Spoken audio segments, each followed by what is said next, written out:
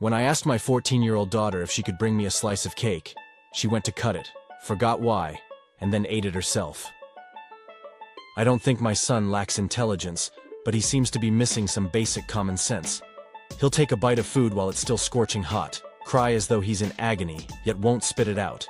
He'll say, "Mommy, it's too hot," and I'll respond with something like, "I told you to let it cool," or "blow on it first." He'll refuse and just keep eating the hot food, crying the whole time. To be fair, his dad behaves the exact same way. My dad's facepalm moment came when I asked him to drive around with me because my car was making a thunk noise every time I turned. After 15 minutes, he figured out it was just the baseball bat rolling around in my trunk. I once had my sister text my mom to let her know that she had forgotten her phone at home. When I asked my kids what the largest dinosaur was, my 15-year-old son instantly replied, "Paleontologist." That's when I realized I was in trouble. Later, a friend of mine convinced my 10-year-old that the dirt on the car tasted like candy. My son licked it and then tried to trick his 6-year-old brother into doing the same, but even he didn't fall for it. At least 3 out of my 5 kids will likely leave home someday. My 13-year-old once said, "I need, like, a jacket for my legs," even though they clearly know what pants are. My daughter called me one day saying, "There's a cop behind me with his lights on. What should I do?" My son knew there was a frozen pizza stored in the garage but couldn't find it. It never occurred to him to check the freezer. My 14-year-old son went into a fitting room to try on 5 pairs of pants. After waiting 15 minutes and shouting twice into the dressing room to check on him, he finally admitted he couldn't find the shorts he'd worn in. He handed me 3 pairs of pants but still insisted his shorts were missing. I had to go into the stall to look. They were balled up inside one of the pant legs, which was very obvious. He swore he had taken them off before trying on the pants, so he didn't think to look there. This is the same kid who's in our school district's gifted and talented program. My son shouted from the driveway for me to come get his toy from the grass. When I asked why he couldn't get it himself, he said it was because he only had 1 shoe on. When I asked why he was only wearing 1 shoe, he explained it was because he could only find 1 sock. While parked at a storage unit during a visit home from the army, my son's car battery died.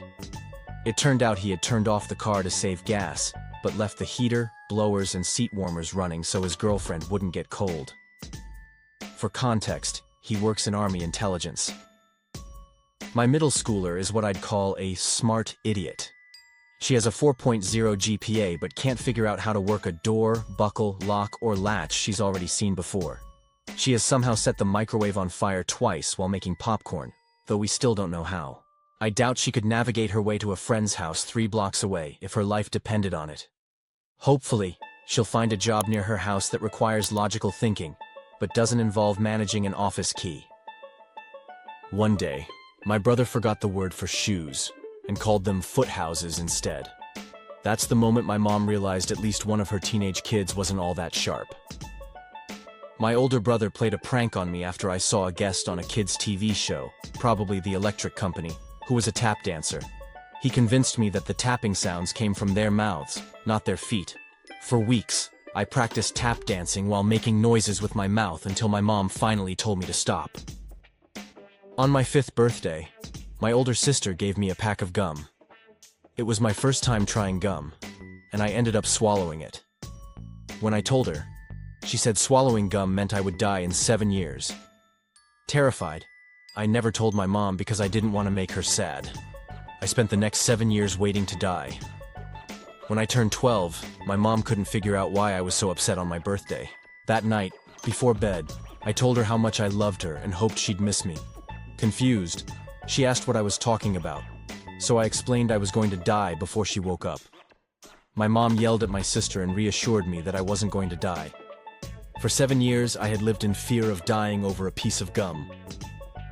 When I was 4 and my younger brother was 3, our mom took us Christmas shopping. She needed to grab a few things at a department store, and since we were eager to check out the toys, she told us, "If you're not ready to go when I get back, I'm leaving without you." It was just a typical mom warning.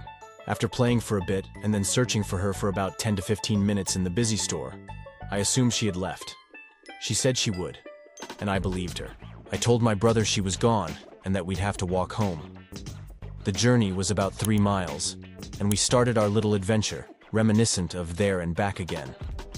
We bravely walked along Highway 66, collecting treasures like a wooden soda box, a discarded muffler, an umbrella, an old shoe, and various cool rocks. We were about half a mile from home when our mom found us. She drove across 3 lanes of traffic to stop and get us. She jumped out of the car, both crying and furious. I thought it was kind of her to come get us, even though we had misbehaved, but I didn't understand why she was so upset. It turned out several people in the store parking lot and drivers on the road had told her about 2 little kids hiking along with their Christmas loot. This happened in 1965. When I was 5, I lost my stuffed animal, a white dog, at the Miami airport. It was my favorite toy, and I was heartbroken. A few weeks later, my mom surprised me with a brown dog that looked just like the one I'd lost, except for the color. She explained that the airport workers had found it, mailed it to us, and that it had gotten a tan from being in Florida.